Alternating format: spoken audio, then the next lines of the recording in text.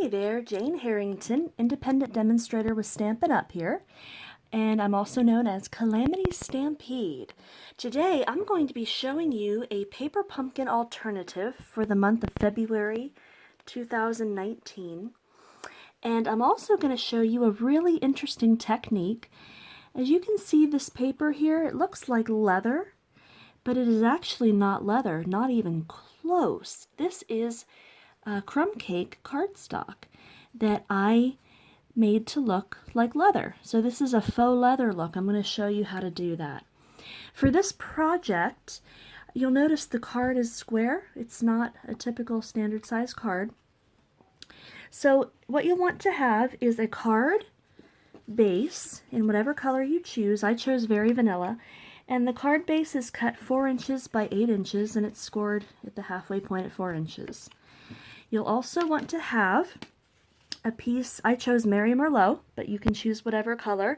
This is cut at about 3 3/4 inches. Again, you can estimate based on the size that you want. You'll need a piece of Crumb Cake or possibly even soft suede cardstock. That should be cut at 3 1/8 inch square. You'll also need to get your paper pumpkin kit from February. This is the one about succulents. You'll see here, and you'll need a block to use. Now I went ahead and did this ahead of time. I cut out my succulents and colored them. I particularly used Pacific Point, and this color here is Mint Macaron. Now you'll notice on this one I chose a different sentiment. You can choose whatever sentiments you want that fit what card you want to make. So go ahead and do those up however you would like, and I put some Stampin Dimensionals on the back. So we'll move those aside because those will be the last thing that we adhere. Okay, so those are the start. You also will want to have your Crumb Cake pad, possibly your soft suede ink pad. You'll need a Stampin Spritzer. You'll also need your Stampin Sponge, and of course I've cut mine into 4 pieces for easier access and more surface area. You will need something to adhere it. I'm using my Snail Adhesive. You'll need your paper piercing mat, your Stampin Pierce Mat. And the last thing you will need is some kind of piercing tool. I'm going to be using the Take Your Pick tool. And if you've never seen this tool, I'm going to show you in just a moment. So those are the items that you're going to need to make this card.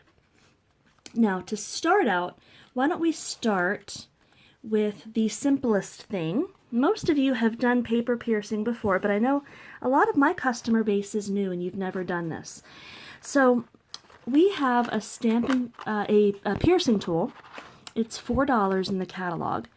This is the Take Your Pick tool. Now this is $10. If you need, it's not in the catalog, but if you need, it's 84065 is the item number on that, if you'd like to order it.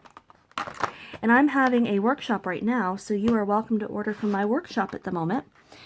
And you'll also take advantage of Celebration if you spend $50 or more, which means you get it to pick a free item.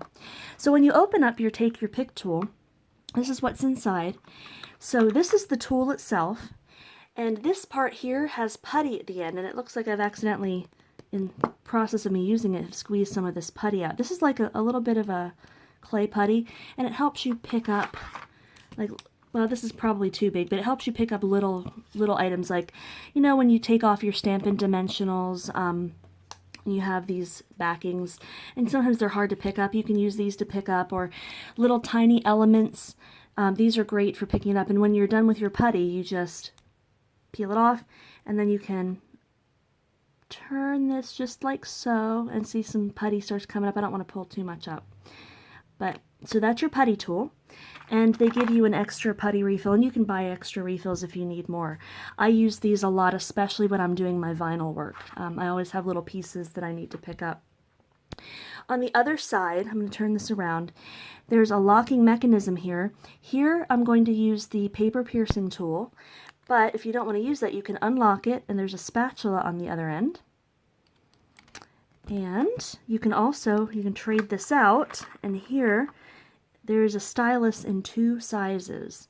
So if you're dry embossing or something, these styluses are wonderful. I actually use styluses a lot more than just dry embossing. So I'm going to choose right now the piercing tool. Okay, so the $10 is actually a very good deal for this because you're getting so much more than just a paper piercer. Now remember our Stampin Pierce Mat? I use this a lot for a stamping surface, but you can also use it for paper piercing. And so what I'm going to do is I'm going to bring my Merlot sheet over here so you can see. And just for reference, I'm going to lay this square on top of it. So the way you paper pierce is very simple. You need to have your mat underneath it, otherwise it's, you're going to hit the hard table and you don't want to do that. So here we go. I'm going to line that up about where I want it. And I'm going to start in this corner and I'm just going to pierce down. And you notice that that puts a little hole. You see the hole? Now, I'm just going to go around it, and you can eyeball it or you can measure however you want. I usually eyeball it, but if I'm stitching, sometimes I measure just to make sure that my stitches are going to be the proper length. So see there, easily I did 1 line, okay? And so if you wanted to stitch, maybe take some of the linen thread and a needle, and you can just stitch this or stitch around, whatever stitches that you like to do. So you can actually sew on your projects. I love to do that, especially on my scrapbook pages. So here we go. We just go around really quick. I'm just doing it pretty quick. You see how fast this is, right? And every time I turn it, I realign it with the center cardstock. And just real quick on this end, and I'm not getting them real even, and that's okay. Sometimes you don't want them always even. Oops. And depending on how deep you punch is going to determine the size of your hole. Okay, so there we're done. I'm going to put the cap back on and set my take your pick tool aside because we're done with that. So there. If you've never seen paper piercing, you see how easy it is. Some people like to flip this over. You'll notice the back, it's a harder, you can see where the cardstock has bunched a bit. Some people prefer that look, so you could also flip it over and use that look as well. Okay, so go ahead, we're going to set that aside. Oh, one thing before we do our faux leather is I'm going to take my Crumb Cake ink pad. I'm going to open it up. I've been using it. I got a little bit of stuff on it. I need to clean that off. But what I'm going to do is I'm going to take the edges of my ink pad or my cardstock and just kind of dab them randomly.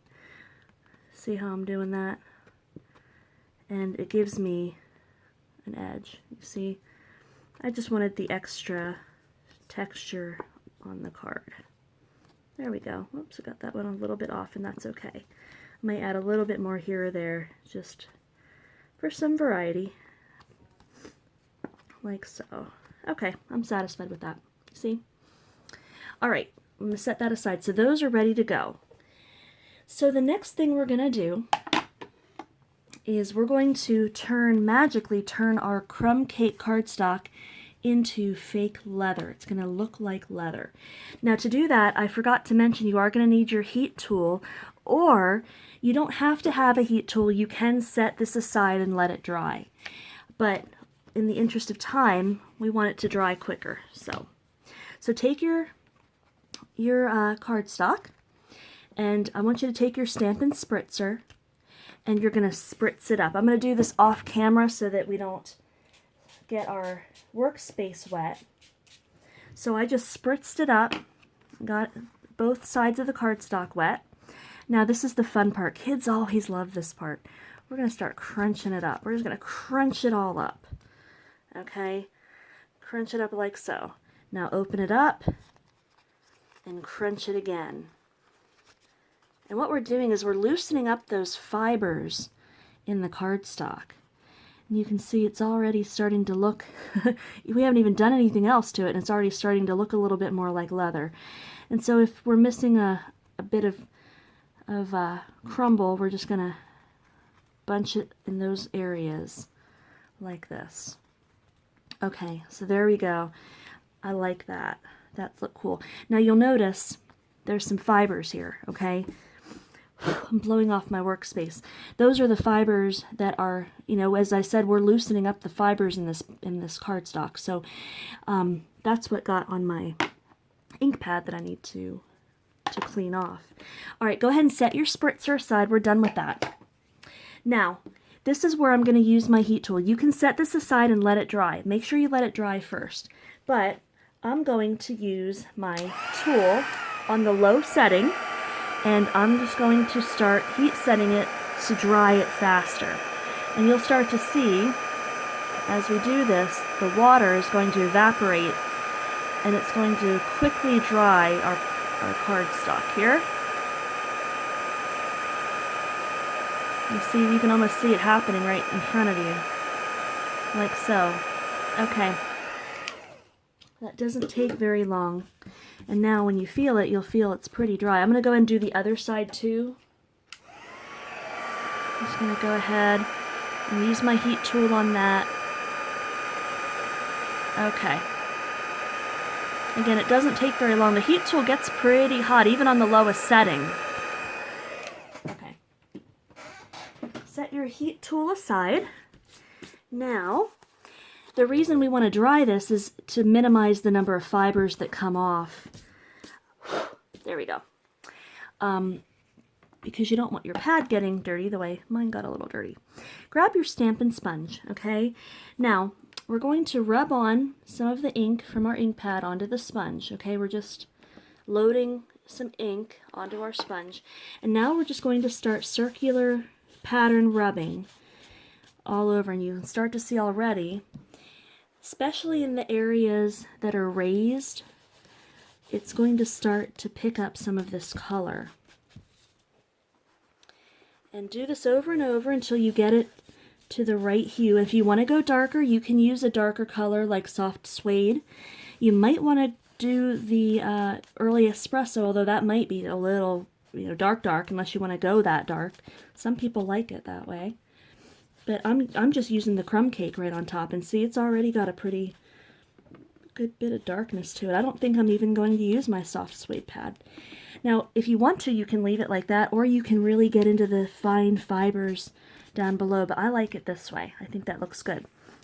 So right there, I've already got something that looks a little bit like leather, and you can work with this. You can go different colors. You might want to make it Mary Merlot and make it more of a reddish kind of leather.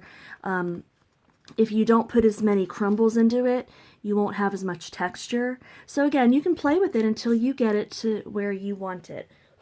Make sure you clean your pad afterwards to make sure there are no fibers on it. I have not yet done that, but I've got a bit of a mess over here. So make sure that your workstation is clean, because you don't want those fibers affecting the rest of the project. I'm going to move over here just a bit. Okay, now it's just the simple part. We put it together. So we've got our backdrop. I'm going to just use my basic Snail Adhesive, and I'm going to run this on the back.